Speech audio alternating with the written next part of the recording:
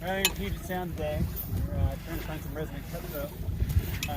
Really, if you are somebody who's really into this fishery and you understand the importance of it, you know that fishing with an entire rod really is it's just really not, it's not fair.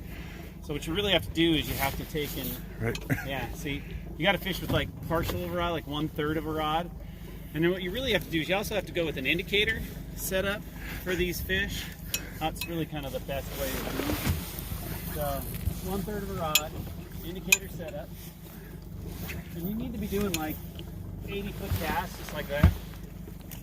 So, and then we just wait. That's usually the best way. This should go under any second now. Sometimes you got to twitch it a little bit. You got to kind of have to move it. Yeah. Sometimes the fish move, and so you kind of have to keep up with them though. And that's okay. So if you don't get a fish on your first cast, that's all right. You just got to keep keep working it. And again, if you're fishing a whole fly rod, really, you're really kind of wasting the resource. You really have to kind of just fish like 1/3 of a fly rod. So that way you get this visual take as well with the indicator. So let's see here. It should happen anytime now. Just gonna kind of keep, even with any other indicator fishing, gonna have to twitch it a little bit. To make this happen. Maybe the barometric pressure is just a little bit off today.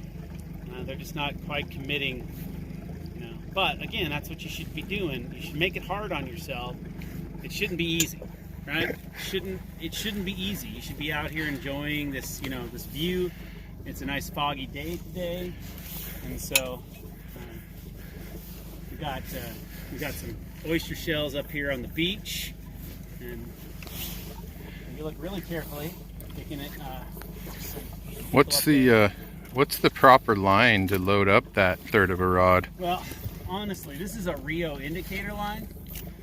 This is a Redington switch rod, and I found if you just break off the first third of it, it's actually a really great product for fishing indicators for resonant coho in the Sound, especially in the South Sound.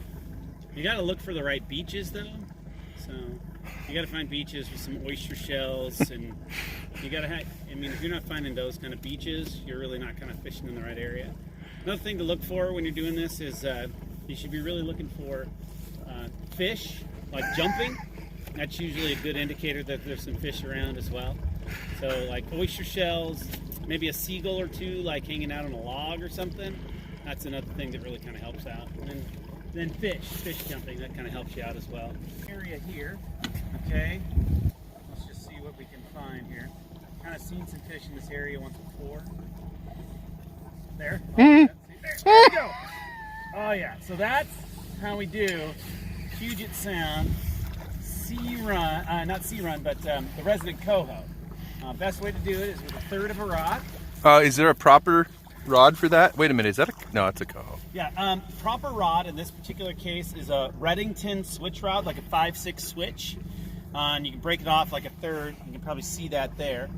And yeah, you got to have the proper indicator. Do you leave the rest of the rod rigged up still? Huh? Do you leave the rest of the rod rigged up? Yeah, you leave the rest of the rod rigged up because you have to have something to hold the reel. Okay.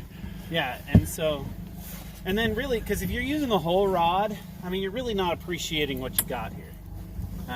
So yeah, here we go.